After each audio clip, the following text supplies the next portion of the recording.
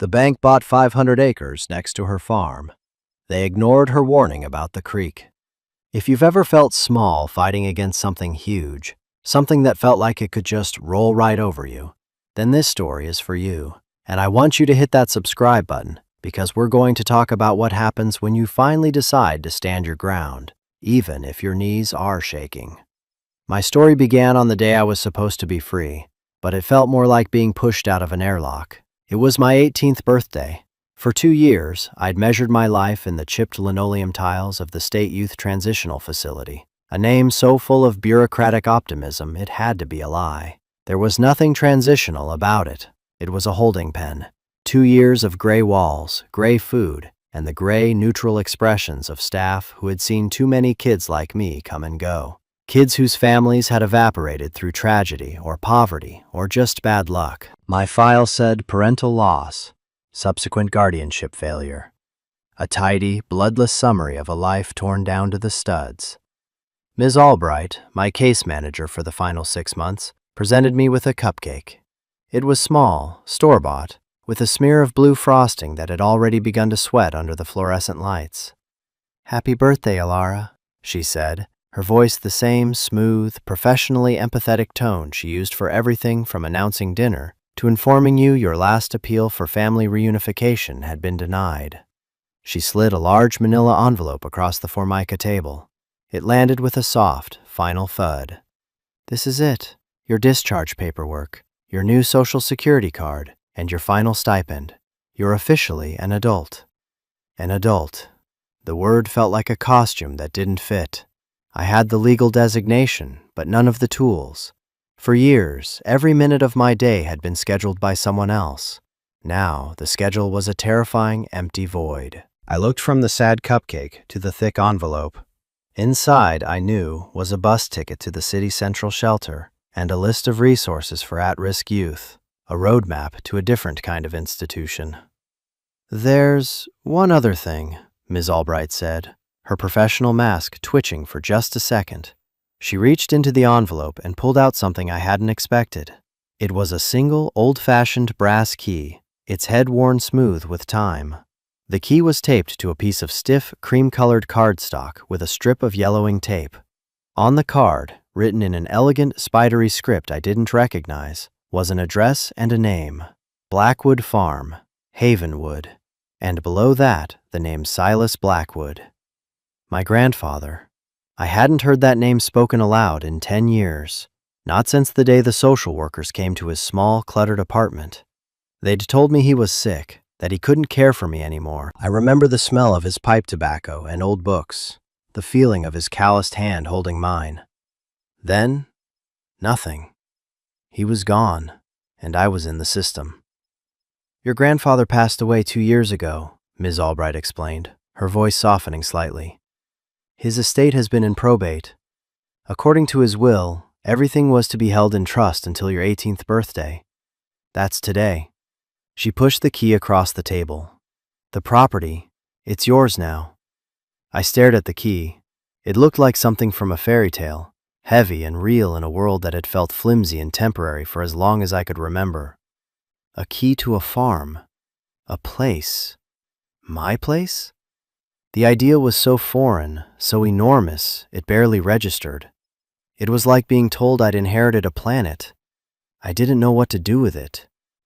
My memories of the farm were like faded photographs, blurry and distant.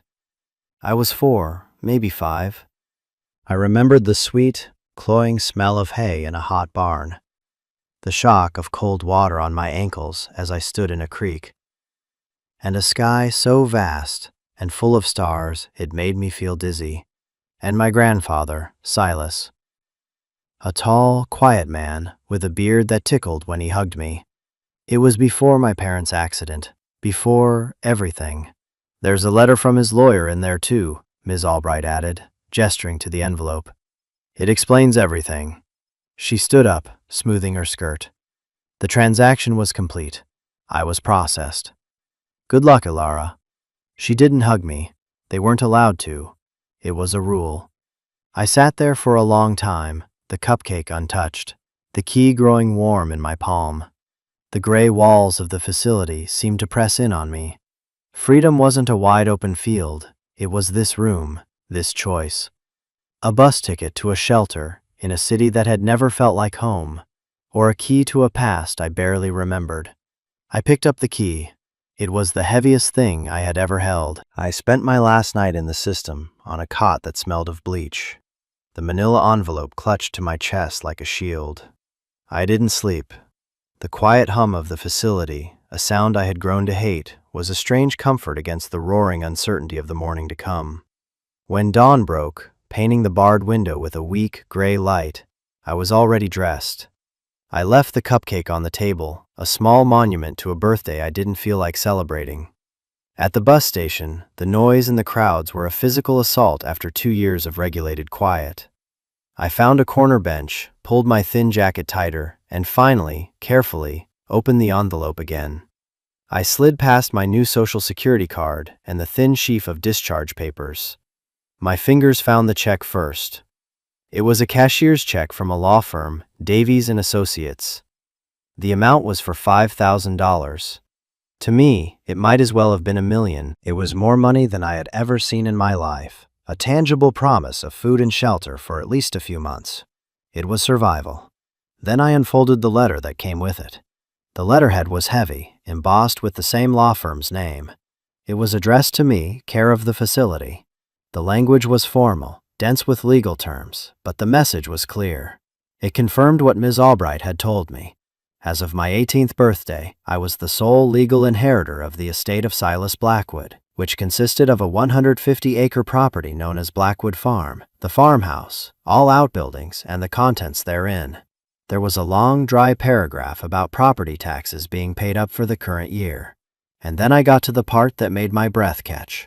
The lawyer, a Mr. Alastair Davies, wrote that he was obligated to inform me of a significant and standing offer on the property. A corporation called Agribank Financial had recently purchased the adjacent 500-acre parcel and was in the process of a major development project.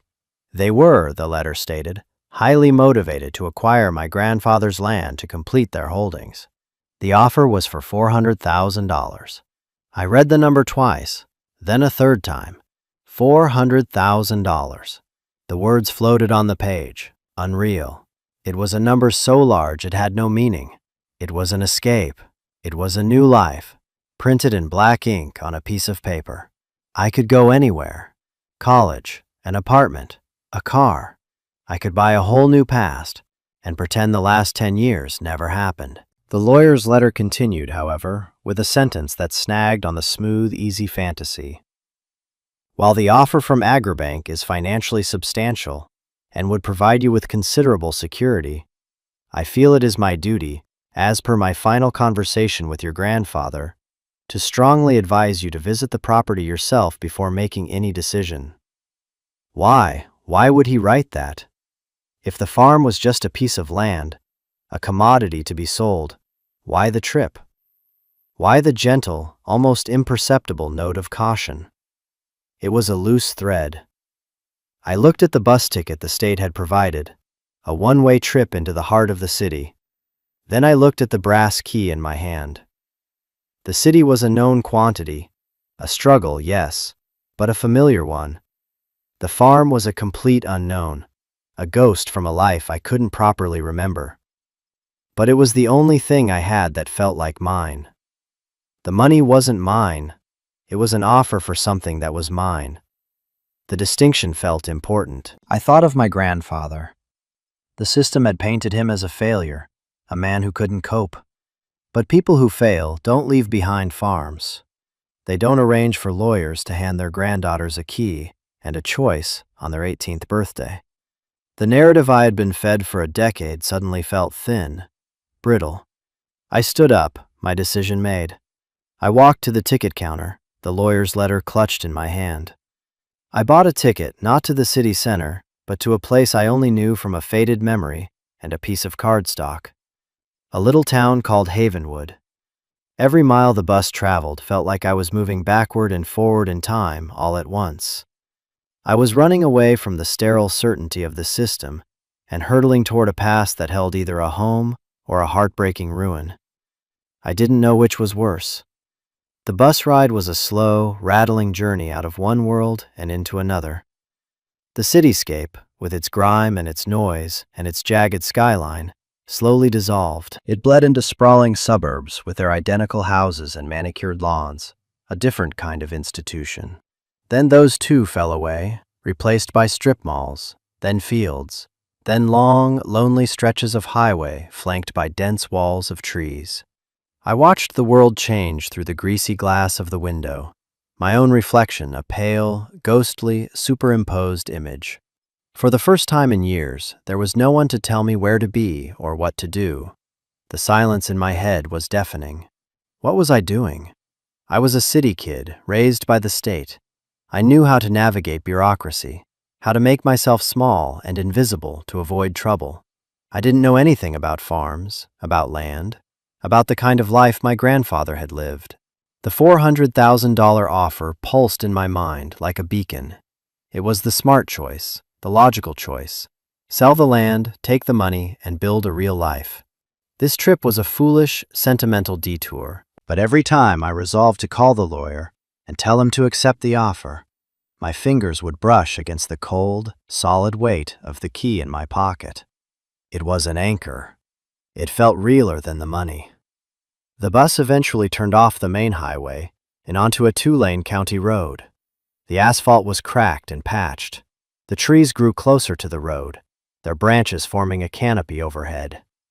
We passed weathered barns with faded chewing tobacco ads painted on their sides, and small, tidy houses with wide front porches.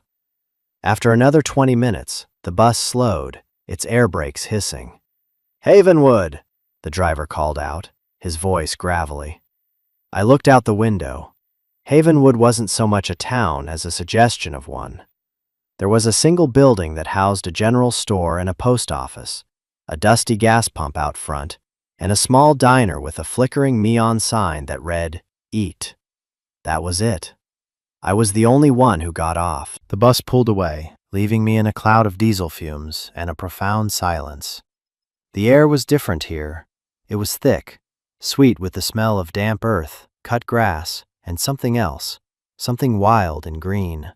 It was the smell of my 5-year-old memories. I stood there for a moment, my single bag on the ground next to me, feeling like I'd been dropped on another planet. There were no taxis, no Ubers, no public transport. I went into the general store. The bell above the door chimed. An old woman behind the counter looked up from her newspaper, her eyes lingering on me for a moment. I asked if there was a taxi service. She gave a dry chuckle. "Jed's the closest thing we've got. He's probably over at the diner." I found him there, an old man in overalls nursing a cup of coffee. When I said I needed a ride to the Blackwood farm, his eyebrows shot up. "Silas's place?" he asked, his voice raspy. "Didn't know anyone was headed out there." He looked me over, his gaze not unkind, just curious. "You must be the granddaughter." News traveled fast in a place this small. His pickup truck was even older than he was, the color of rust and primer. The ride was bumpy, the suspension groaning with every pothole. "Big changes happening out this way," Jed said, gesturing with his thumb toward the horizon as we drove. "Some bank from the city bought up the old Henderson parcel, 500 acres. Trucks coming and going day and night, tearing the place up." I could hear it before I could see it, a low, persistent rumble, the sound of machines. "Silas would have hated that," Jed muttered, almost to himself. He loved how quiet it was out here. He slowed the truck and pointed. "That's their work." Through a break in the trees, I could see it, a vast expanse of raw, red earth, scraped clean of all vegetation. Huge yellow machines crawled over it like insects, their engines a dull roar in the distance. It was a wound in the landscape. A few minutes later, Jed pulled over at the end of a gravel driveway. A pair of rusted metal gates stood half open, choked with weeds. A faded wooden sign, barely legible, hung from one of them. "Blackwood." "This is it," he said. "Driveway's pretty overgrown. You'll have to walk from here." I paid him, and he hesitated for a moment before driving off. "You need anything, you come by the diner. Folks around here, We look after our own. I wasn't sure if I was one of their own, but I nodded anyway. Then he was gone, and I was alone. The only sounds were the wind in the trees and the distant, mechanical growl of the construction. I pushed the gate open.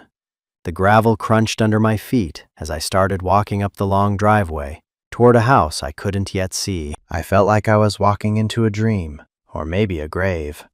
The driveway was longer than I expected, maybe a quarter of a mile, winding through a thicket of overgrown trees that blotted out the sky. The air grew cooler, quieter. The distant roar of the construction faded to a background hum. It felt like entering a different world, one that time had forgotten. Then the trees parted, and I saw it. The house stood on a slight rise, simple and square, 2 stories tall with a wide porch. The white paint was peeling in long strips, revealing the weathered gray wood beneath. To the left, a large barn sagged in the middle, its roofline a gentle curve instead of a straight line. The fields that stretched out behind it were a sea of tall, golden weeds. It wasn't a ruin, not exactly, but it was a place that had been left to grieve on its own. It looked desperately lonely. I walked up the porch steps, which groaned under my weight. A thick layer of dust and leaves covered everything. An old rocking chair sat in the corner, still and silent. I stood before the front door, its dark green paint faded to the color of moss. My hand was shaking as I pulled the brass key from my pocket. For a second, I was convinced it wouldn't work, that this was all some cosmic joke. I slid the key into the lock. It resisted, then turned with a loud grating click that echoed in the silence. I pushed the door open. A wave of cool, stale air washed over me, carrying the scent of dust, old paper, and dried-out wood. Sunlight streamed through the grimy windows, illuminating billions of dancing dust motes. The inside was a perfect time capsule. In the entryway, a coat and a worn hat still hung on a peg. The furniture in the living room was draped in white sheets, their shapes like sleeping ghosts. I pulled the sheet off a large armchair next to the stone fireplace. The fabric was worn but clean underneath. I ran my hand over it. Everything was tidy, organized, as if the owner had just stepped out for a moment and never came back. I moved through the ground floor, my footsteps echoing on the wooden floors. The kitchen was small, with a large porcelain sink and simple wooden cabinets. A calendar on the wall was still turned to a month from 2 years ago. I felt like an intruder, a ghost in someone else's life. My life? The question kept circling back, unanswered. I went upstairs. There were 2 bedrooms. One was small, almost empty, with just a bed frame and a dresser. The other, I knew instantly, had been his. The air in here was different, still holding a faint, lingering scent of him, that mix of pipe tobacco and old books from my memory. The bed was neatly made. A pair of spectacles rested on a thick book on the nightstand. It was a Bible, its leather cover worn soft as cloth. And next to it, my heart hammering against my ribs, was a heavy, dark green metal box with a sturdy lock, and beside the box, a single, sealed envelope of the same cream-colored cardstock as the tag on the key. My name was written on it. Hilara. The handwriting was shaky, the lines wavering, but the letters were formed with a deliberate, unmistakable clarity. It was his. I sank down onto the edge of the bed, the mattress springs crying out in protest. My fingers trembled as I picked up the envelope. This was it. This was the reason Mr. Davies had told me to come here. This was the other half of the story. For 10 years, I had believed a simple, cruel narrative. I was abandoned. My grandfather was unable or unwilling to care for me, and he had disappeared from my life without a word. I had built my entire identity around that hollow space, that core of rejection. But this letter, this box, this house, they suggested something else entirely. They suggested a story I didn't know, one that had been waiting here for me all along. I held the envelope in my hands, the paper cool against my skin. Opening it felt like it would change everything. I was terrified of what it would say. I was more terrified not to know. With a deep breath, I broke the seal. I carefully unfolded the single sheet of paper. The letter was short, the words fighting to stay in straight lines. "My dearest Hilara," it began. "If you are reading this, then it means you are 18 and you have come home. I pray that you did. I pray that you did not just take the money and walk away, though God knows you have every right to. I hope you can find it in your heart to forgive an old man for what must have felt like a great betrayal. My eyes blurred with tears. I had to stop and wipe them away to keep reading. They told you I was sick. In a way, it was true. I was sick at heart. There were things happening here, battles I had to fight. Powerful men wanted this land, Ilara. Not just this land, but all of it. They wanted to change it, pave it, and they didn't care what they broke in the process. I fought them. I used every penny I had, and then I borrowed more. I lost. I lost it all, except for the deed to this farm. By the end, I couldn't even afford to keep the lights on, let alone care for a little girl properly. Sending you away was the hardest thing I have ever done. It was not abandonment. It was a desperate act. I was trying to protect you from my poverty, from my fight. It was the only thing I could do to ensure you were fed and housed. It has been my life's great regret. Inside the box you will find the truth of it. The key is in the spine of my Bible, in the book of Job. It felt fitting. What you do with that truth is up to you. The bank's money will give you a start I could never provide. It is a clean slate. No one would blame you for taking it. But if you choose to look, if you choose to understand, then the fight is yours if you want it. This land is yours now. Defend it or let it go. Either way, know that your grandfather loved you more than all the stars in the sky. Yours always, Silas. I put the letter down, my whole body shaking. 10 years of bitterness, of feeling discarded and unwanted, began to crumble. It wasn't abandonment, it was sacrifice. He hadn't thrown me away, he had tried to save me. I picked up the heavy Bible from the nightstand. I'd never been religious, but I fumbled through the thin pages until I found the book of Job. Tucked into a slit in the leather binding was a small, ornate iron key. It fit the lock on the metal box. With a click, the lid sprang open. The box was packed to the brim. There were no jewels, no cash, no hidden treasures. It was filled with paper.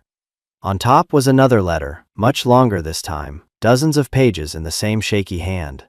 Beneath it were documents, geological surveys thick with charts and numbers, topographical maps crisscrossed with handwritten notes, and copies of official county zoning proposals stamped with the word denied. I picked up the long letter. Ilara, it started, here is the story they wouldn't listen to. He went on to explain, in meticulous detail, the secret of the land. The little stream I remembered, which he called Blackwood Creek, was not just a creek. It was the primary drainage for the entire watershed, including the 500 acres of marshy upland next door. That land, which the bank now owned, was a vital wetland, a natural sponge. But more importantly, the geology of the entire area was something called karst topography. The bedrock was soft limestone, riddled with fissures, underground caves, and sinkholes. He had spent his own money on hydrologists and geologists to prove it. The reports were all here in the box. The bank's plan, a copy of which he'd gotten from a sympathetic friend at the county planning office, was for a dense development of over 200 homes, with vast stretches of concrete for roads and foundations. This would do two things. First, it would destroy the wetland's ability to absorb rainfall. Second, the immense weight and excavation would destabilize the fragile karst system beneath. The result, he wrote, would be a catastrophe. With the first major multi-day storm, the kind that came every 5 to 10 years, the runoff would be immense. Blackwood Creek wouldn't just flood, it would become a raging torrent. The unstable ground would likely give way, creating sinkholes, washing out the new development entirely. But the flood wouldn't stop there. It would surge downstream, taking out his farm, our farm, and inundating the low-lying parts of Havenwood and the valley beyond. It wasn't a risk, it was a certainty. He had presented all of it, the maps, the expert reports, the warnings, to the county board. They had dismissed him. Agribank's lawyers and their own paid-for experts called his data flawed and alarmist. The county, hungry for the new tax revenue, had rubber-stamped the project. He had fought until he had nothing left to give. The final page of the letter was a gut punch. I do not tell you this to burden you, my girl. I tell you this so you know the truth. I failed. But the land remembers. The water remembers. You have a choice I did not. You can take their money and run, or you can take this truth and fight. I will not tell you which is right. I will only tell you that this farm is more than just dirt and a house. It is a responsibility, but it is not a cage. I let the papers fall into my lap. The distant hum of the bulldozers was no longer just noise. It was the sound of a clock ticking down to a disaster, and my grandfather had just handed me the only warning. I sat there on the edge of that dusty bed for what felt like hours, the world tilting on its axis. The weight of the box on my lap was immense, a physical manifestation of the choice my grandfather had laid before me. Grief was a sharp, stabbing pain in my chest, grief for the man I never got to know, for the years stolen from us both. It was followed by a hot, surging anger. Anger at the faceless men in suits at Agribank, at the county officials who had looked at this evidence and chosen to look away, at a system that could chew up a good man like Silas and leave his granddaughter in a state facility. The money, the $400,000, was no longer a golden ticket. It felt dirty. It was hush money. It was the price of my silence while they drowned a valley. I walked to the window and looked out past the overgrown fields. From this vantage point, I could just see the edge of the development. A plume of red dust rose into the blue sky. They were out there right now, tearing up the wetlands, laying the foundation for a catastrophe, and they were going to pay me to watch them do it. I felt sick. My whole life I had been powerless. A ward of the state, a case number, a line item in a budget. I had no control over anything. Now, for the first time, I had been given power. The power of knowledge, the power of a choice. And it was terrifying. What could I possibly do? I was an 18-year-old girl with $5,000 to her name, a crumbling farmhouse, and a box of old papers. They were a multi-million-dollar corporation. It was a fly against a freight train. The easy path was so seductive. Take the money, disappear. I could buy a small apartment, go to community college, build a quiet, anonymous life. No one would ever know. The flood wouldn't be my fault. I could tell myself I was just a kid, that it wasn't my responsibility. I could honor my grandfather by living the safe, secure life he wanted for me. But his words echoed in my head. It is not a cage. He wasn't trapping me. He was trusting me.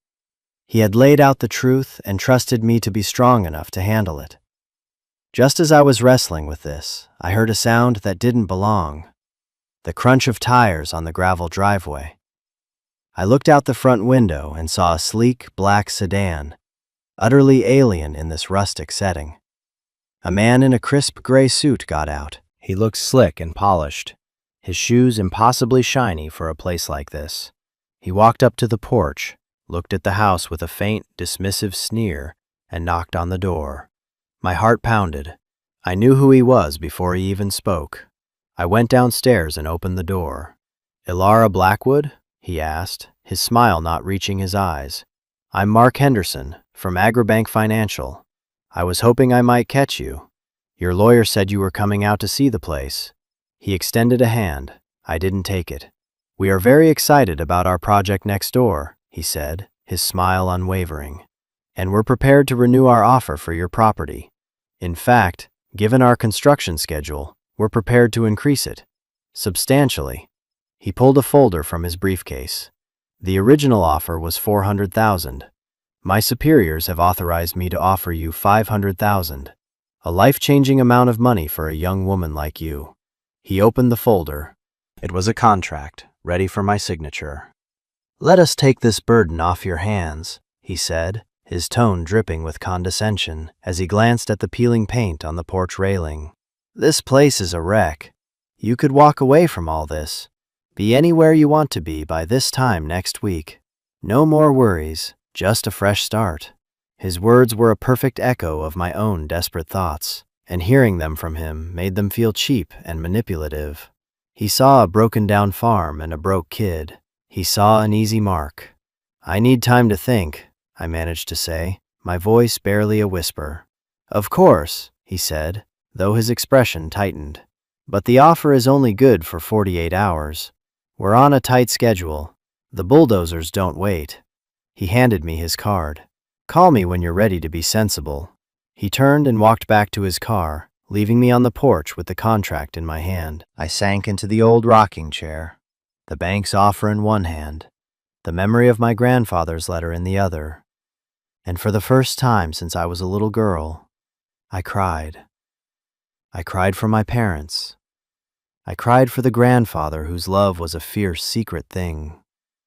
I cried for the lost years. And I cried because I was 18 years old and trapped between an impossible choice and an unforgivable one. Have you ever been faced with a choice like that, where the easy path felt so wrong and the right path felt so impossible? It's a lonely place to be. If you've been there, let me know in the comments. I think a lot of us have. Now, let's get back to what happened on that porch. The sun went down and the porch grew cold. I didn't move. The crickets started their nightly chorus, a sound so different from the city's constant siren song. The distant rumble of the construction had ceased, leaving an almost holy silence. In the twilight, the farm didn't look like a wreck to me. It looked resilient. The old house, with its sagging porch and peeling paint, had stood here for 100 years. It had weathered storms, winters, and sorrow. The barn, though leaning, was still on its feet. This place had staying power. It had roots. For the first time, I felt the stirrings of my own. I spent a long, sleepless night on the living room sofa, wrapped in a dusty sheet. My grandfather's words and Mr. Henderson's slick promises wrestled in my mind. One was a story of love, sacrifice, and responsibility. The other was a story of convenience, ease, and escape. For 10 years, all I had ever wanted was to escape. But standing here, in the one place on earth I was tied to, escape felt like another form of abandonment. It felt like I would be abandoning him all over again. When the sun finally rose, casting long shadows across the floor, something inside me had settled. A quiet, cold resolve had taken root in the chaos of my fear and grief. I got up, my body stiff and sore, and walked out of the house. I didn't walk toward the road. I walked toward the back of the property, following a faint path through the tall weeds until I found it. Blackwood Creek. It was just as I remembered from that sliver of a memory. It wasn't wide, maybe 10 feet across, and the water was clear and shallow, gurgling over a bed of smooth gray stones. The banks were steep and shaded by ancient willows. It was peaceful, but I wasn't looking at the water. I was looking at the banks. I could see the high water marks on the tree trunks, a good 10 feet above the current water level. I could see the signs of past erosion, and I could see my grandfather's work. He had built small retaining walls from flat river stones, painstakingly laid by hand. He had planted deep-rooted grasses to hold the soil. He hadn't just lived on this land, he had tended to it, cared for it. I crouched down and dipped my hand in the water. It was shockingly cold. This little creek, this quiet stream, was the fuse. The bank was next door, lighting the match, and they were offering me a fortune to look the other way while it burned. I looked back at the house, standing proud on its rise. I saw it not as a burden, but as a fortress, a watchtower, my foundation. And in that moment, the choice was no longer a choice. There was only one path. It was the hard path, the terrifying path, the right path. I wasn't selling. I walked back to the house, my steps sure and steady. I found the old black rotary phone on a small table in the hallway. It was covered in dust. I picked up the receiver, my hopes low. To my astonishment, I heard a dial tone. A faint crackling hum, but it was there. Silas had kept the line active. Maybe he knew I would need it. My fingers, used to touchscreens, fumbled with the holes of the rotary dial. I slowly, deliberately dialed the number for Davies and Associates from the letterhead. The phone rang 3 times. Then a calm, professional voice answered. Davies and Associates, how may I help you? My name is Alara Blackwood, I said, my voice stronger than I expected. I need to speak to Mr. Davies. There was a pause. 1 moment, please.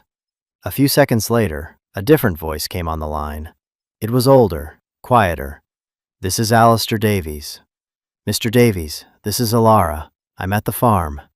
Miss Blackwood, he said, his voice warming slightly. I'm glad you made it safely. It's been a long time since anyone has been in that house. I got the offer from Agribank, I said, getting straight to the point. The man, Henderson, he came here. I see, Mr. Davies said. There was another pause, a weighted one. He was waiting. I'm not signing it, I said, the words coming out in a rush of air. I'm not selling. I found the box. I read the letters. I want to fight them. The silence on the other end of the line stretched for a long, heart-stopping moment. I was afraid he would tell me I was being foolish, that I was a child who didn't understand the world. But when he spoke, his voice was firm, and for the first time, I heard something other than professional courtesy in it. I heard allegiance. I was hoping you'd call, he said softly. Your grandfather was a stubborn, principled man, one of the best I've ever known. I have all his old files right here in my office. It seems he was just a few years too early. He cleared his throat. The fight isn't over, Miss Blackwood. Not if you don't want it to be. When can you come to my office? A wave of relief so powerful it made my knees weak washed over me. I wasn't alone in this. I had an ally. The first one I'd had in a very, very long time. 2 days later, I was sitting in Alistair Davies' office. It was exactly as I had imagined it, a small, quiet room lined wall to wall with books. Not just law books, but books on history, geology, and poetry. The air smelled of old paper and lemon polish. Mr. Davies himself was a man who seemed to belong in the room. He was in his late 60s, with kind eyes behind thick spectacles, and a calm, reassuring demeanor that immediately put me at ease. He had the box of my grandfather's research spread out on his wide mahogany desk. He had listened patiently, without interruption, as I told him everything. About the group home, Mr. Henderson's visit, and the feeling I got when I stood by the creek. Your grandfather was not a fool, Ilara, he said when I had finished. He called me Alara, not Miss Blackwood. He was a prophet, and like most prophets, he was ignored by the people in power. He steepled his fingers and looked at me. Now, I need to be very clear with you. This will be an incredibly difficult fight. Agribank has a team of lawyers and more money than God. The county officials are already in their pocket. We will be David against a Goliath who owns the factory that makes the slingshots. My heart sank. So it's hopeless? I didn't say that, he replied, a faint smile touching his lips. I said it would be difficult. Your grandfather's case was dismissed because the environmental regulations at the time were weaker, and he was framed as an eccentric old man with a grudge. But things have changed. There are new state-level environmental protection statutes we can use. And you, he said, pointing a finger at me, are not an eccentric old man. You are his heir, a young woman whose inheritance and safety are being directly threatened. The optics are very different. He explained the strategy. We would file for an immediate injunction to halt construction, citing imminent environmental risk. The core of our argument would be my grandfather's research, but we needed to back it up with new data. I know a geologist, Mr. Davies said, a woman named Dr. Eris Thorne. She's semi-retired, fiercely independent, and despises corporate bullies. She testified on a pro bono case for me years ago. I think if she sees Silas's files, she'll be interested. Her testimony would be our silver bullet. There was, of course, a catch. Filing the injunction, court fees, administrative costs. It will take money, more than you have in that stipend. He named a figure. It was a little over $3,000. more than half of everything I had in the world. It was a gamble, a huge one, but I didn't hesitate. "Do it," I said. I spent the next week in a whirlwind of activity that was both terrifying and exhilarating. I drove to the city with Mr. Davies to sign affidavits and meet with Dr. Thorne, a sharp, energetic woman who, after spending an hour with Silas's maps, declared them brilliant and Agribank's plans criminally negligent. Back at the farm, I began the colossal task of making the house livable. It wasn't just about cleaning, it was an act of claiming my ground. I scrubbed floors, washed windows, and aired out the dusty sheets. With every bit of grime I cleared away, I felt like I was clearing away the neglect, both for the house and for myself. But my money was dwindling fast. The legal fees had taken the bulk of it. I needed a job. I drove the old rusty pickup truck I'd found in the barn, which, to my amazement, started after a bit of coaxing and a new battery, into Havenwood. I walked into the diner, the one where I'd first met Jed, and asked the woman behind the counter if she was hiring. She looked me up and down, her expression wary. "You're Silas's girl, aren't you? The one causing a stir?" The story had already spread. I nodded. "I'm a hard worker." She considered me for a long moment, then sighed. "My afternoon girl just quit. You can start tomorrow. Don't be late." The work was hard, the hours long. The first few days, the locals watched me with a mixture of pity and suspicion. I was a Blackwood, and the Blackwoods, in their eyes, were troublemakers. But they saw me show up every day. They saw me refill their coffees and bust their tables. My face smudged with exhaustion, but my shoulders set with determination. Slowly, something began to shift. Jed, the taxi driver, started leaving a free newspaper for me at the counter every morning. The woman who owned the general store, Mrs. Gable, began giving me a discount on groceries, telling me to pay it forward when you can. One afternoon, a farmer I didn't know came in for lunch. When he left, he stopped by my table. "My granddad knew yours," he said gruffly. "Said Silas was the only one who had the guts to tell the county where to stick their zoning plans back in '98. Good on you for picking it up." He walked out before I could respond. It wasn't much, but it was everything. Meanwhile, the letters from Agribank's lawyer started arriving. They were couched in threatening legal language, demanding we withdraw our frivolous and malicious injunction. The construction noise from next door seemed to get louder, more aggressive, a constant reminder of what we were up against. The pressure was immense, but for the first time in my life, I wasn't buckling under it. I was pushing back. One evening in late autumn, the sky turned a bruised, heavy purple. The wind picked up, rattling the old window panes in the farmhouse. A storm was coming. Not just a shower, but a real, honest-to-God storm, the kind the Weather Channel gave names to. I stood on the front porch, wrapping my grandfather's old wool coat around me, and watched it roll in over the hills. The first fat drops of rain splattered against the dusty porch railing, leaving dark circles that quickly bled together. Then the heavens opened up. It was a deluge. Rain came down in solid, blinding sheets. The wind howled, and the world outside the small circle of the porch light disappeared into a churning chaos of water and darkness. I wasn't afraid. I was transfixed. This was what my grandfather had written about. This was the engine of the catastrophe. I stayed out there for over an hour, watching. The ground, saturated, could no longer absorb the sheer volume of water. My own driveway became a shallow, rushing river. And then I heard a new sound, beneath the drumming of the rain and the howling of the wind. A deep, angry roar. I grabbed a flashlight, and pulling the hood of my coat up, I ran from the porch, my boots sinking into the mud. I fought my way through the whipping branches of the trees toward the back of the property, toward the creek. I didn't need the flashlight to see it.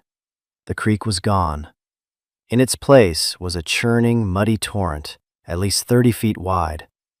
It had swallowed its banks completely. Water surged through the willow trees, tearing at their roots. The small stone walls my grandfather had built were completely submerged. The water was no longer clear. It was a thick, reddish brown, choked with the soil and clay from Agribank's construction site. I swept my flashlight beam across the surface and saw what looked like a small building, a construction trailer, being swept along in the current, tumbling end over end before being smashed to pieces against the cluster of rocks. This wasn't even the 10-year storm my grandfather had predicted. This was just a heavy autumn squall, and it was already doing this. The development wasn't even halfway complete. The foundations weren't even fully poured. My blood ran cold. He was right. He was right about everything. I stood there in the pouring rain, soaked to the bone, and I finally, truly understood. This wasn't an abstract legal fight anymore. It wasn't about money or land value. It was about this raw, untamable power, this water, this land. My grandfather hadn't been fighting a bank. He had been fighting for a balance, for a respect that the men in suits, with their blueprints and their balance sheets, could never comprehend. He knew that you don't own land like this. You enter into a partnership with it. You listen to it. And if you don't, it will remind you of the terms of the agreement in the most brutal way imaginable. In that moment, standing on the edge of that raging water, I didn't feel like a lonely girl anymore. I felt like a guardian. I was a part of this place, and it was a part of me. The fear I had been carrying for weeks was washed away by the rain and replaced by a fierce, protective resolve. This wasn't just my grandfather's fight anymore. It was mine. The house I was defending wasn't just a shelter. It was a home, and I finally understood what that word meant. Home isn't a place you are given. It's not a roof over your head or a deed in a box. Home is the place you choose to protect. It's the place you are willing to fight for.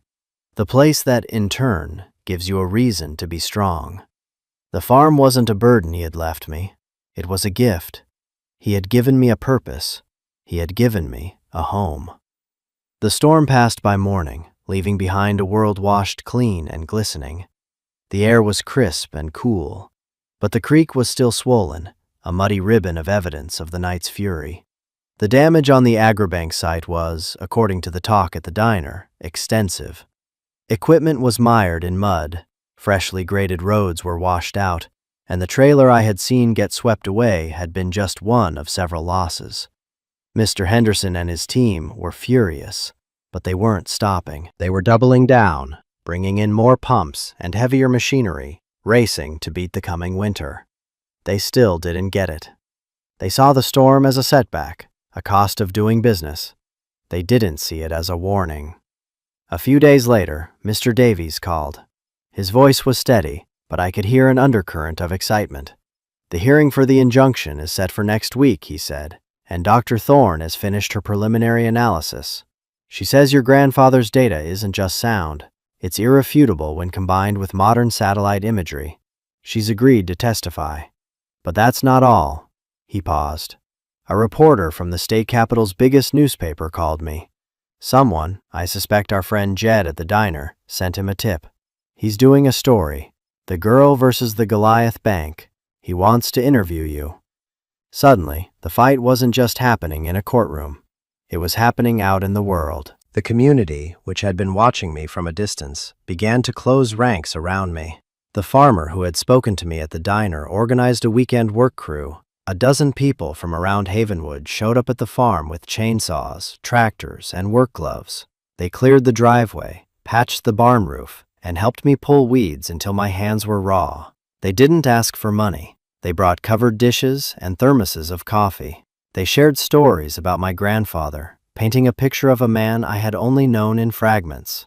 They told me how he'd helped them rebuild a barn after a fire, how he'd co-signed a loan for a young family, how he'd always left a box of vegetables from his garden on the church steps. He hadn't been a hermit or a failure. He had been a pillar of this community, a community that hadn't forgotten. The fight was far from over. The hearing was just the first step. Win or lose, Agribank would appeal. They would try to bury us in paperwork and legal fees. It would be a long, hard road. There was no guarantee of victory. But as I stood on my porch that evening, watching the sunset paint the sky in shades of orange and pink, I knew I had already won the only battle that truly mattered. I had found my place. I had found my people. I had found my purpose. This farm, this land, was no longer haunted by the ghosts of the past. It was filled with the promise of a future. My future. A future I was choosing. a future I was building with my own two hands, side by side with people who understood what it meant to care for a piece of the world. The story of what happens in that courtroom is for another day, but this part of the story, my story, isn't about winning a lawsuit. It's about how I stopped being a ward of the state and became the guardian of a legacy. It's about realizing that the most valuable things we inherit aren't written in a will or appraised by a bank. They are the lessons of courage, the strength of conviction, and a reason to stand up and fight. My fight was just beginning, but for the first time in my entire life, I knew exactly where I belonged. If this story resonated with you, if you've ever had to fight for your own small piece of the world, then I hope you'll join this community by hitting that subscribe button. These are the stories we tell here. In the comments below, I want you to share one thing you'd be willing to fight for. It doesn't have to be a farm. It can be an idea, a principle, a person, a memory. What's your ground worth defending? I read every single comment, and I believe our stories are how we find our strength and our community. Thank you for listening. Je suis désolée, je peux pas, je suis pas le chat, c'est une catastrophe, je peux pas là. Oh là là, je vais mourir, je vais mourir, je vais mourir, je vais mourir. Non. T'en récupères juste un tout petit peu encore, s'il te plaît.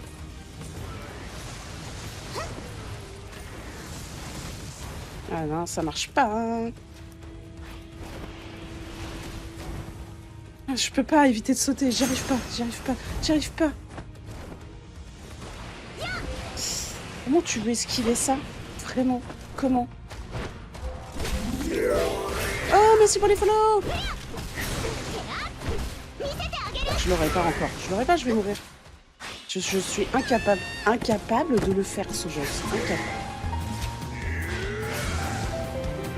Qu'est-ce qu'on a fait? Qu'est-ce qu'on a fait? Qu'est-ce qu'on a fait? Qu'est-ce qu'on a fait? Merci, merci Nikkei. Oui, vas-y, allez.